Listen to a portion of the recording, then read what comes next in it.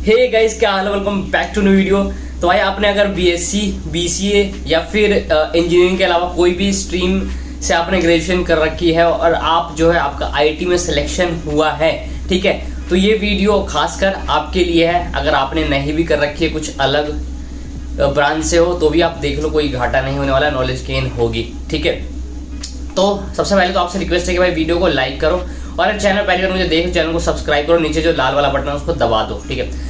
तो अक्सर क्या होता है कि भाई जिन लोगों ने बीसीए या फिर बीएससी कर रखी होती है और उनका आईटी में सिलेक्शन होता है, तो उनके मन में डाउट्स आते हैं कि भैया जैसे हम अगर जाते हैं कंपनी में तो क्या हमें सेम वैसा ही दर्जा मिलेगा या सेम हमें बराबर का देखा जाएगा जो बीटेक वालों को देखा जाता है या फिर जो बी वालों को देखा जाता है, ठीक है, या फिर हमें हमारा जो सिलेक्शन हुआ हम इसे छोड़ के एमसीए कर ले या एमएससी कर ले, रहने देते हैं क्योंकि मुझे लग रहा है कि अच्छा नहीं मिलेगा, ठीक है। अक्सर ये डाउट्स आते हैं बच्चों के मन में।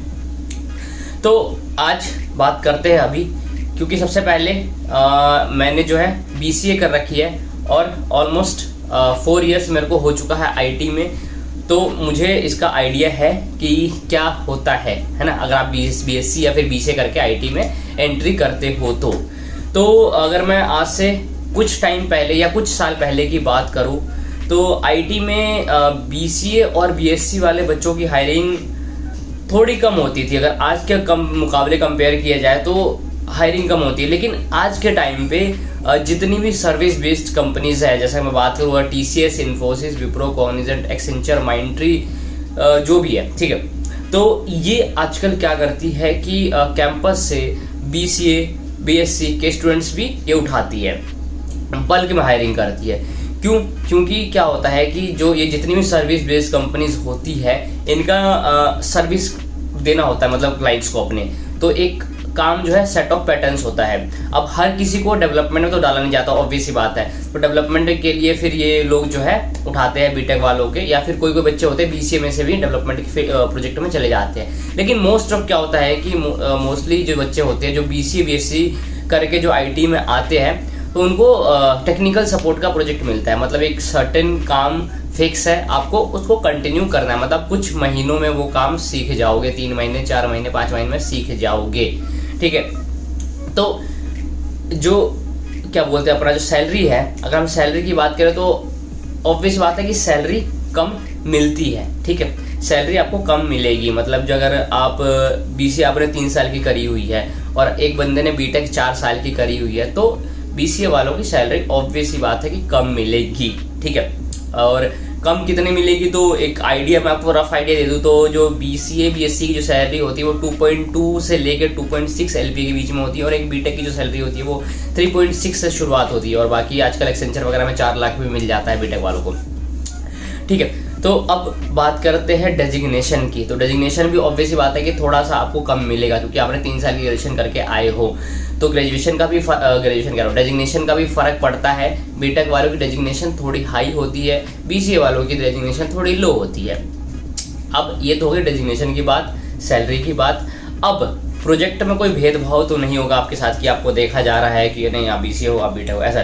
तो देखो ये बिल्कुल भी चीज़ नहीं है यहाँ पे, ये मैं क्लियर कर देता हूँ। अगर आप किसी प्रोजेक्ट में 10 बंदे हैं, 10 बंदे में से 5 बंदे बीटेक वाले हैं, 5 बंदे बीसीए या फिर बीएससी वाले हैं, तो उसमें आपको कोई फर्क नहीं समझा जाएगा कि ऐसा नहीं है कि भाई बीसीए वाले तो उसको काम कम दो, बीटेक वाले को काम ज़्यादा दो या फिर इसको ज़्यादा इज्जत दो, वो वहाँ पे कोई नोन नहीं होता। या फिर ना किसी आपके मैनेजर को पता है ना आपको टीएल को पता है कि हाँ आप प्रोजेक्ट में बैठे हो तो आप बीसीए कर रखी, आपने बीटेक कर रखी, ये बंदे ने बीसीए कर रखी, इतना याद नहीं करके रखता वो, ठीक है। तो प्रोजेक्ट में कोई मतलब नहीं है, काम आप जितना सीख सको वो आपके ऊपर है, ठीक है। काम सबको बराबर करने का मौका मिलेगा, काम सबको सारी चीज़ों पे करने का मौका मिलेगा, सैलरी छोड़ के और आपका वो क्या बोलते हैं डेजिग्नेशन छोड़ के बाकी सारी चीज़ें सेम होंगी।